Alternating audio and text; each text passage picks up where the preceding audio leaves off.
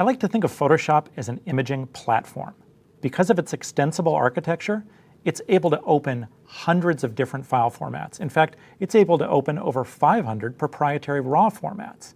But one of the questions is, once you have these images open in Photoshop, what do you save them out to? Because you also have a dizzying array of choices when it comes to saving.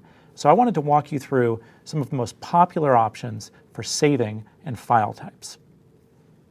Okay, so here we are in Photoshop with a multi-layered file with a little bit of transparency, a vector shape, and as we notice in the upper left, it's a 32-bit file. And so when we come to File, Save As, we're going to have some limited options. There are only so many different file formats that will support 32-bit files.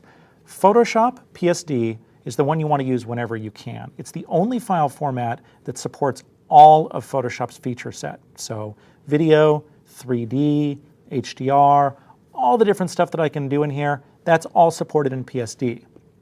The only difference between PSD and large document, PSB, is think of B as big. For really large files, PSB is the one you want to use. It still supports everything, and it's still associated with Photoshop. Now, file formats like OpenEXR are great if all you're doing is HDR, but you'll notice they don't support layers. TIFF is fantastic if you're handing off to a non-Adobe application, but keep in mind it's not going to be as deeply integrated with Photoshop or with other Adobe apps. It's a great file format, it's really handy, but not as deeply integrated as PSD. Okay, so let's switch to 16-bit. And we're not going to merge those, but we'll see that we have a lot more choices now. If we come in here, we've got some new ones.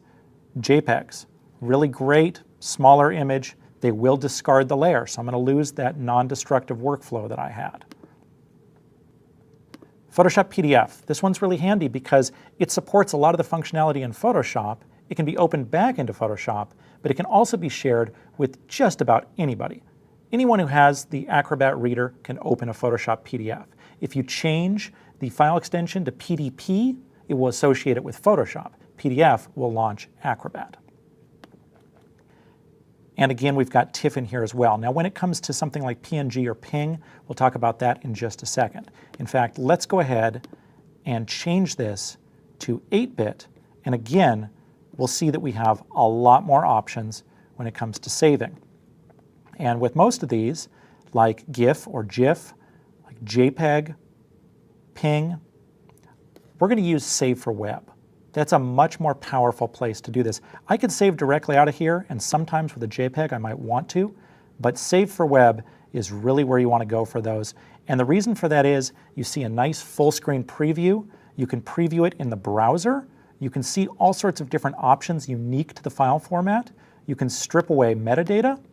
And let's just go between, say, a JPEG, which doesn't offer transparency, and a PNG 8, which you see does.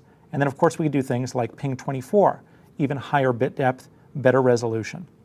So you have a lot of control here, and this is really essential for pushing files to the web or sharing them in those formats. So you can bring in just about anything. As you can see, you can save to all sorts of different formats, and hopefully that gives you some great tips for your playbook as far as which file format you want to use and when.